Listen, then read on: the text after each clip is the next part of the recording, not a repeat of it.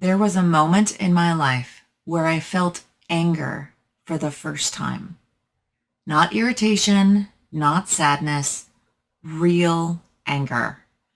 And that moment changed everything.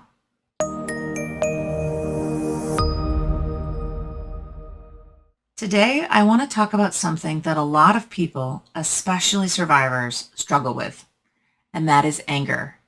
Because for a long time, I didn't feel it, or more accurately, I wasn't allowed to. And over time, it made me practically incapable of experiencing the emotion. Growing up, anger wasn't an option. We were allowed to be upset, we were allowed to cry, we could be sad, but anger? Absolutely not. It was too much. Maybe too dangerous, I don't know, but it was unacceptable. It was not allowed. So I learned to do what a lot of people do. I turned it inward. I masked it.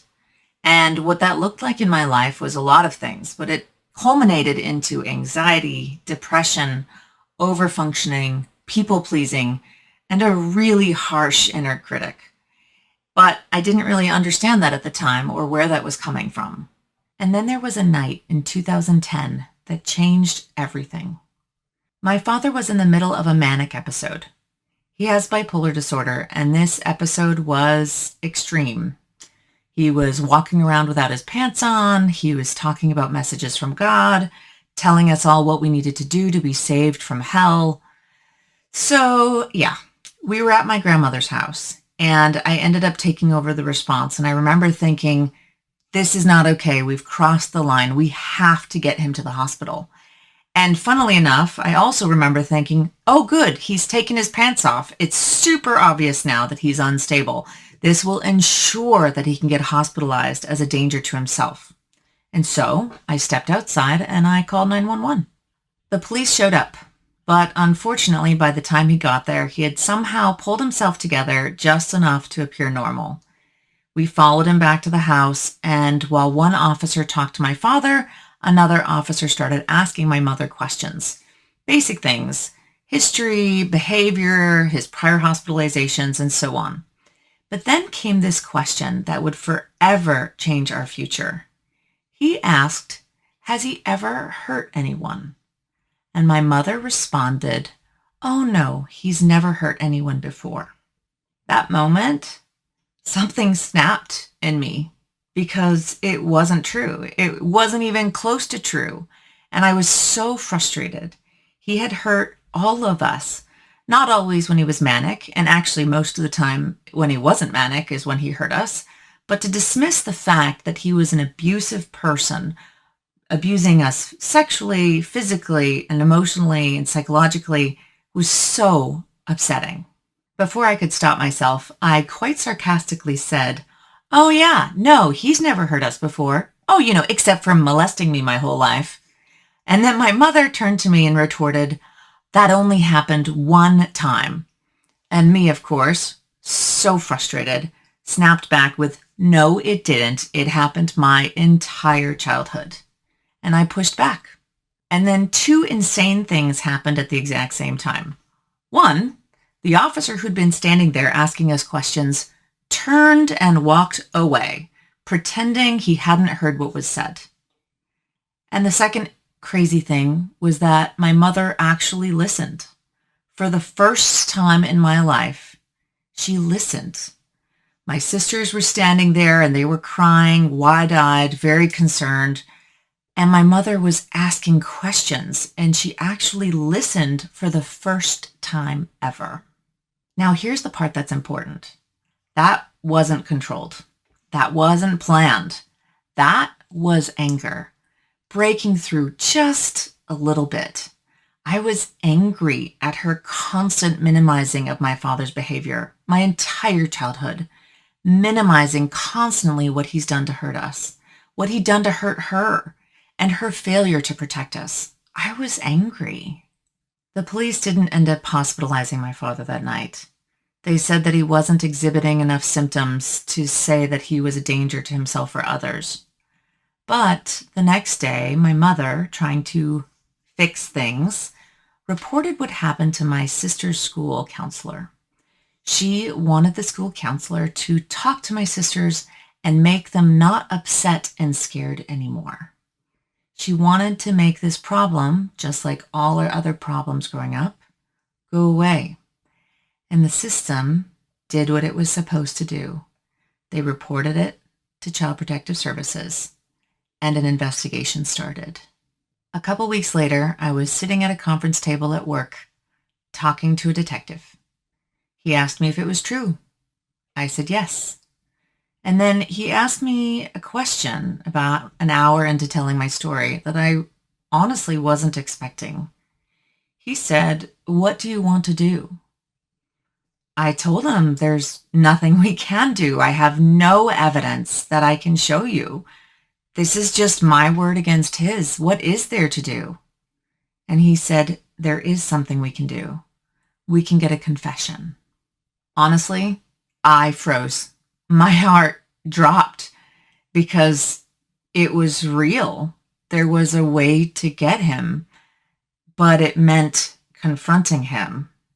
It meant risking everything, risking my family, my stability, my identity. I was so scared. For weeks, I went back and forth because here was the real fear. It wasn't, what if I'm wrong? I knew I was right. I knew what he'd done to me and that I deserved justice. But the question was, what if I lose everyone? I truly thought that I would lose my entire family, that they would all side with him and they'd all turn against me for working against him with law enforcement. Now, as a reflection, years later, I realize now that this is what my father had been doing all along, my entire childhood. He'd been making me feel alone and like no one would be on my side. But that wasn't true. And then I had a conversation with a colleague that I will never forget. We'll call him M. I asked M what I thought was a simple question. I asked him, if you had a chance to put your abusers in prison, would you do it? And he didn't answer right away. Instead, he said, let's get coffee. We sat for 2 hours, him telling his story, I'm telling mine. And as he caught me minimizing my own trauma, comparing it to his own, he said something that was really important and that I will truly never forget. He said to me, the physical scars between each of us may be different, but the emotional scars is the same. The damage is the same. The betrayal is the same. And then he said something that unlocked everything. He asked me to imagine having my own daughter. And then, heaven forbid, I end up passing away and my daughter ends up in my parents' care. And he said, what would you do? And I did not hesitate. I told him I would come back from the TED and I would protect her. I would never let my child live with my parents. And that's when it happened. That's when I felt it. Not fear, not sadness, but anger. Real, protective, justified anger. How dare my father do that to me? How dare my mother protect him and not us? How dare my childhood be taken from me? And M went on and he reminded me, your sisters are still teenagers. You need to be strong for them. You need to be angry like you are about your fictional future daughter and protect them. They need you, and you're the only one who can do it. Later that same day, I called the detective and I said, I'm ready. Let's get that confession. A week later, I made that call. The hardest phone call I've probably ever made in my life. And 2 hours later, we had the confession. He did try to minimize many things, but we got him to admit a whole lot of it. And 24 hours later, he was in handcuffs. That, my friends, is the first time I ever used anger to protect myself. And I am so glad that I did. Here's the part that I didn't understand back then, but I do now. Anger isn't the problem. Repressed anger is the problem. When we are taught that anger is bad or dangerous or not allowed, we don't get rid of it. We just redirect it inward onto ourselves. And that oftentimes looks like really terrible things like depression and anxiety, people pleasing, perfectionism, self criticism. That's me. And even physical symptoms can come from that. And for me, that often looked like things like being the easy one, the happy one, the one who didn't make waves or cause problems. And that's because I masked everything under this happy face that I'd been trained to show the world instead of showing what I really felt about things. Even now and after years of therapy, I still feel it. My instinct is not to speak up. If I'm upset with a husband or my friend, we don't have to talk about it. I'll just do it myself, or I'll avoid the conflict, or I'll keep the peace. But the reality is that anger, healthy anger, isn't about hurting people. It's about protecting yourself.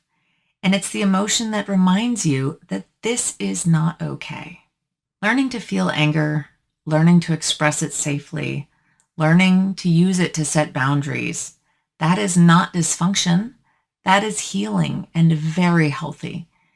If you've struggled with anger or felt like you weren't allowed to feel it, you're not alone. And if this resonated with you, I'd love to hear your thoughts in the comments. And as always, thank you for being here with me. I'm Janae Cherie, and I hope that my stories help you to tell yours.